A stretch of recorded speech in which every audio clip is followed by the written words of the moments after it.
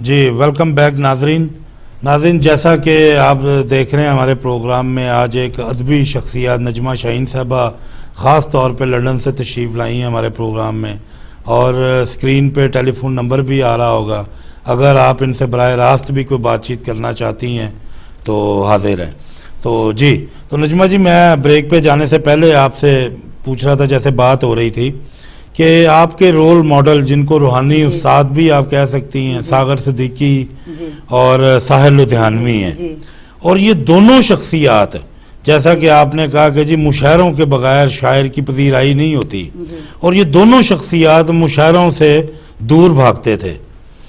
ساغر صدیقی تو ویسے ہی اپنی ذات میں گم شخصیت کا مالک تھا کہ اس نے ایک وہ لوئی اوپر لی ہوئی ہے، کمبل سا اڑا ہوا ہے، تو بال بکھرے ہوئے ہیں، اور وہ گلیوں میں، لاہور کی گلیوں میں اس کو دیکھا جاتا تھا کہ ہم چھوٹے چھوٹے ہوتے تھے، دیکھتے تھے کہ یار پتہ نہیں کون یہ دیوانہ مستانہ شخص ہے، کہ پتہ نہیں کو مانگنے والا، یہ نہیں پتا کتنی بڑی دولت لے کے یہ گھوم رہا ہے۔ تو جب ہمیں پتہ چلا کہ بھی وہ زلفیں جو اس نے بکھیری ہوئی ہیں، تو وہ ایک احتجاج تھا چلتا پھرتا معاشرے میں کہ میں زلف اس وقت تک نہیں سنواروں گا جب تک میرا معاشرہ نہیں سنور جاتا، اور میں لباس جو ہے اس وقت تک نہیں پہنوں گا جب تک کہ میری قوم جو ہے وہ ملبوس نہ ہو جائے۔ تو وہ احتجاج تھا۔ تو ساحر لدھیانوی جالب صاحب کا بھی بہت نام ہے اپنا۔ جی بالکل، لیکن یہ ساغر صدیقی جو ہے نا، یہ کسی اور ٹائپ کی ایک شخصیت ہے۔ اسی طرح ساحر لدھیانوی، یہ بھی لاہور میں انہوں نے بڑا ٹائم گزارا ہے، تو ان کو مشاعروں کے لیے دعوت دی جاتی تھی، ابن انشا ان کو بلاتے تھے بھی کہ چلو اپنا مشاعرہ، تو وہ کہتے تھے کہ داد سے پیٹ نہیں بھرتا۔ تو اس طرح پھر انہوں نے ایک تلخیاں جو ان کا پہلا مجموعہ کلام تھا وہ لکھا، جس میں وہ کہاں ہیں ثنا خانے تقدیس مشرق کہاں ہیں، ذرا ان رہبروں کو بلاؤ، یہ کوچے یہ گلیاں یہ منظر دکھاؤ۔ تو ایوب خان کا دور تھا، ان کے وارنٹ گرفتاری جاری ہو گئے، تو یہ پھر بھاگ کے کسی طریقے سے ہمسایہ ملک چلے گئے۔ تو یہ جو آپ کے رول ماڈل ہے، تو یہ تو مشاعروں سے بھاگتے تھے، ساغر صدیقی کو بھی پکڑ کے لایا جاتا تھا کہ مشاعرہ پڑھو۔ لیکن ضروری نہیں کہ ہر شاعر کی اس کی زندگی میں پذیرائی ہو۔ عموماً یہ ہوتا ہے کہ ادبی شخصیات جتنی بھی نامور رہی ہیں وہ، اور ایون ہسٹری بھی اٹھا کے دیکھ لیں، جن لوگوں نے دنیا میں بہت بڑے کام کیے ہیں، بہت بڑے پیغام چھوڑے ہیں، اور لوگوں کے ضمیر کو جھنجھوڑا ہے اور ایک پیغام دیا ہے، ان لوگوں کی ان کے زندگی میں بہت کم ان کو جو ہے نا پذیرائی ملی ہے۔ زیادہ تر جو ہے نا ان کے مرنے کے بعد ہی ان کا زیادہ نام ہوا ہے کہ ان بلکہ وہ مجھے آپ کی بات سے کہ وہ سلیم ہسٹری میں بھی جتنے لوگ ہیں انہوں نے سب سے زیادہ مشکلات اور ناکامیاں پریشانیاں دیکھی ہیں۔ نہیں، وہ شاید ہمیں دیکھنے والوں کو لگتا ہے وہ اپنی ذات میں ان کا تو ایک مقصد ہے نا، وہ تو ایک مقصد کے تحت وہ بالکل کہ ہم نے زندگی گزارنی ہی ایسے ہے۔ جی ہاں بالکل۔ تو یہ سلیم کاشر وہ بھی اپنا ساغر صدیقی کے شاگردوں میں سے ایک تھا، لیکن ساغر صدیقی نے تو شاگرد نہیں بنایا کسی کو، لیکن وہ ان کو اپنا استاد ہی مانتا تھا۔ تو بعد مرنے کے جب ساغر صدیقی وہاں لاہور میں علی صاحب میں دفن ہے، تو وہاں ان کا بڑا شاندار میلہ منایا جاتا ہے۔ تو اس نے کہا تھا کہ دیکھیں کہ جیوندا سا تے گھر دے چولہے اگ کسے نہ بالی، جیوندا سا تے گھر دے چولہے اگ کسے نہ بالی، مر گیا ہے تے دیوے بالن زمانہ آیا ہے۔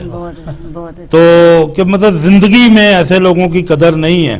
زیادہ جو ہے نا صوفی شاعر جو ہے نا ان کو زیادہ پاکستان میں جو اپنا پنجاب ہے وہاں پہ زیادہ صوفی شاعر پورے پاکستان میں، بلوچستان میں ہے، سندھ میں ہے، سرحد میں ہے، کیونکہ شاعری حمد ہے، نعت ہے، تصوف ہے، منقبت ہے، یہ سارا جو ہے نا اس میں۔ اچھا، ٹائم ہمارے پروگرام کا بڑا مختصر سا ہوتا ہے، تو ہم چاہتے ہیں کہ اگر آپ کچھ اپنے کلام میں سے کچھ اپنی پسند کی چیز سنائیں۔ ایک غزل میں پیش کرتی ہوں۔ جی ارشاد۔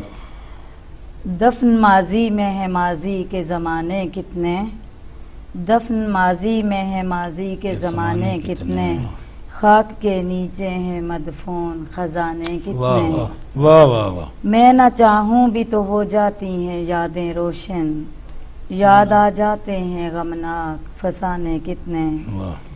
اور شعر عرض کیا ہے کہ تو نے لاکھوں کو تو दो वक्त की रोटी भी न दी। तूने लाखों को तो दो वक्त की रोटी भी न दी, चंद लोगों को दिए तूने खजाने कितने। सच से जो भी टकराएगा मिट जाएगा, आए दुनिया में सदाकत को मटाने कितने। आज बेख्वाब हैं आंखें तो ख्याल आता है, हमने देखे थे कभी ख्वाब सुहाने कितने। नाज कर खुद पे ए नजमा तेरी तन्हाई में, गम से साथी तुझे बख्शे हैं खुदा ने कितने।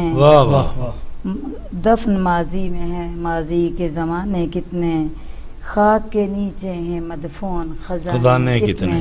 तो ये एक मेरी बहुत पुरानी गजल थी माशाल्लाह। बहुत तो पंजाबी भी मैं सीखती हूँ जी जी तो बाद में इंशाल्लाह पंजाबी। नहीं, एक आपकी बड़ी खूबसूरत वो नज़्म मैं बहुत अरसा पहले सुनी थी, मिट्टी के ऊपर कुछ आपने जी कहा था। वो अगर इंसान की जो है ना उसकी पैदाइश के ऊपर ही जी जी, तो वो मैं एक पंजाबी की जो है ना जी बकर भाई कैसा है नजमा शाहीन साहबा की शायरी आप हैं? बहुत अच्छा मैंने उनकी किताब पढ़ी है माशाल्लाह। एक पंजाबी नज्म है जी जी, इसको मैं बहुत बार सुना चुकी हूँ पहले मुशायरों में, लेकिन सबने बहुत पसंद किया था। मैनू कर दी ये बंदिया हैरान मिट्टी, इंसान की पैदाइश की। मैनू कर दी ये बंदिया हैरान मिट्टी, केड़ी गल दा ए कर दी मान मिट्टी। छोटे वड्डे ते सब मेहमान मिट्टी, बुश वर्गे भी सब सुल्तान मिट्टी। होवे अंदरू साफ शफाफ मिट्टी, लश्का मार दी विच महताब मिट्टी। ते चार सावां दी झूठी ए शान मिट्टी, फुल बाग ते गोरिस्तान मिट्टी। जग सारे दी रौनक बहार मिट्टी, बिना रूह थी सब बेकार मिट्टी। हक गोई दी जान पहचान मिट्टी, गल सच्ची ये सारा जहान मिट्टी। ते शेर कीता कि रखे चंगा असूलां नू याद मिट्टी, बेअमलां नू करे बर्बाद मिट्टी। हो जावे जे हदों बाहर मिट्टी, बन जांदी ए दोज़ख दी नार मिट्टी। ते जाने अपना मान समान मिट्टी, रखे अपना खूब ध्यान मिट्टी। ते सुबह शाम में देंदी पैगाम मिट्टी, ते तेरी पहल ते तेरा अंजाम मिट्टी। वाह वाह वाह, बहुत खूबसूरत बहुत खूबसूरत। अब देखें कि कितनी खूबसूरत इन्होंने बात की है कि इंसान है तो मिट्टी है ना। हाँ बिल्कुल। तो फिर किस चीज की हम लोगों में यानी ये जो हम देखते हैं कि जी कितना हम प्राउड फील करते हैं अपने आप करते हैं। जी जी जी, हमारा क्या है, हम क्या तो मिट्टी है। बिल्कुल, अगर ये सोचना शुरू कर दें, ये देखें ना एक शायरा है, एक मैसेज